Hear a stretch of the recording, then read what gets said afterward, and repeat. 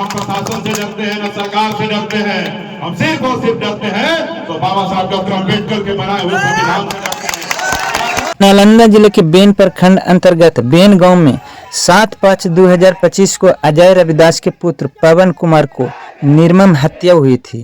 15 से 20 दिन बीत जाने के बाद भी हत्यारा अभी तक फरार है। इस मौके पर भीम आर्मी के प्रदेश अध्यक्ष अमर ज्योति ने स्वर्गीय पवन कुमार की प्रतिमा पर माल्यार्पण कर परिवार को ढांढस बंधाया और उचित कार्रवाई हेतु बेन थाना प्रशासन पर लापरवाही का आरोप लगाते हुए बाबा साहब के सिद्धांतों को वर्णन किया।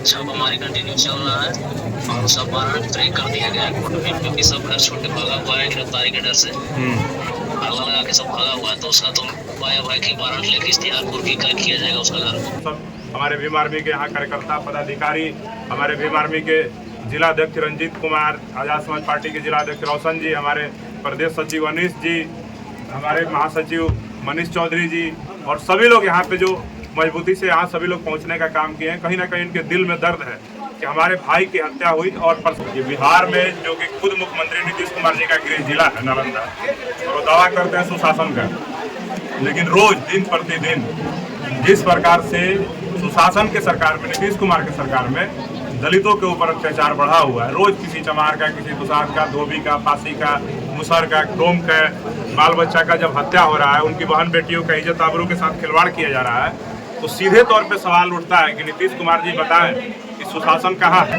तो घबराने की आवश्यकता नहीं है। इस देश का कमजोर दलित, पिछड़ा वर्ग, आदिवासी वर्ग आने वाले समय में प्रदेश से लेकर के देश के सत्ता को भी बदलने का काम करेगा। और जब देश के दलितों, पिछड़ों, आदिवासियों के हाथ में सत्ता का कमान आएगा, तो मैं दावे के साथ कहता हूँ कि जो लोग कानून की धज्जियां उड़ा रहे हैं, जो सेना का मजाक उड़ा रहे हैं और जिस प्रकार से तमाम तरह की घटनाओं को अंजाम देकर के भी बच जा रहे हैं, वैसे लोगों की फाइलें खोली जाएगी, पलटी जाएगी। 7 दिन में अगर इस मामले में सभी आरोपियों की गिरफ्तारी नहीं होती है, अगर गिरफ्तारी नहीं होती है तो कम से कम कुर्की जब्ती नहीं होती है, परिवार को जो आर्थिक सामाजिक सुरक्षा का जो मुआवजा है वो नहीं मिलता है, तो भीम आर्मी नालंदा जिला एसपी के कार्यालय को घेरने का काम करेगी। और मैं आप सबके बीच चैनल के माध्यम से कह देना चाहता हूं कि हमारे नालंदा जिला के जितने भी SC ST OBC Bahujan Samaj के जो भाई हैं, वो सभी लोग एसपी कार्यालय के घेराव में ज़्यादा से ज़्यादा संख्या में पहुंचे और अपने भाई पवन के न्याय की आवाज़ को बुलंद करने का काम करें। 17-18 दिन बीतने के बाद भी अगर प्रशासन अभी तक प्रयास ही कर रही है, तो मेरा सीधा सवाल है कि नालंदा जिला की पुलिस कहीं ना कहीं लग रहा है कि मुख्यमंत्री के दबाव में आकर उन जातिवादी गुंडों को संरक्षण देने का काम कर रही है। नहीं तो 18 दिन बीतने के बाद अगर अपराधी शिकंजे में नहीं है, तो सीधे तौर पर सवाल है कि नालंदा पुलिस जो है अपना कर्तव्य निर्वहन करने में कहीं ना कहीं नाकाम है।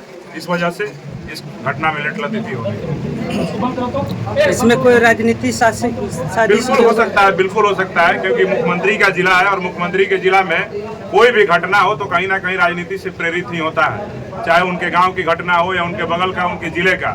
मुख्यमंत्री का जिला, यहाँ पे अपराधी भी हमको लगता है कि शासन और प्रशासन से आज्ञा लेकर के ही अपराध को अंजाम देते हैं।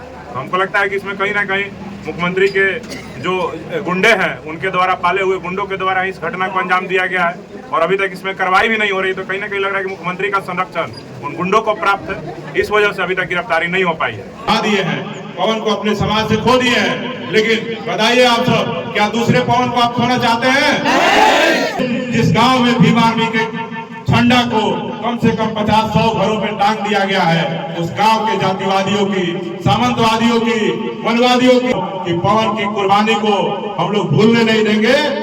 और हम बाबा साहब डॉक्टर अम्बेडकर को मानने वाले हैं, तो नीतीश कुमार जी को यह भी समझना चाहिए कि हम भीमा कोरेगांव वाले इतिहास को भी मानने वाले हैं। हम उधम सिंह के भी वंशज हैं। अगर जरूरत पड़े तो समाज के सम्मान के लिए बाबा चौहरमल बनने के लिए भी हम तैयार हैं।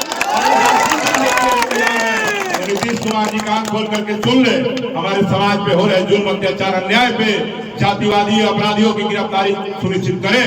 नहीं तो भीम आर्मी जब झंडा और डंडा लेकर के निकलेगी तो जातिवादियों का इलाज करना हमें बेहतर तरीके से आता है। हमें डराने का कोशिश न करें। न हम प्रशासन से डरते हैं, न सरकार से डरते हैं। हम सिर्फ और सिर्फ डरते हैं तो बाबा साहब डॉक्टर अम्बेडकर के बनाए हुए संविधान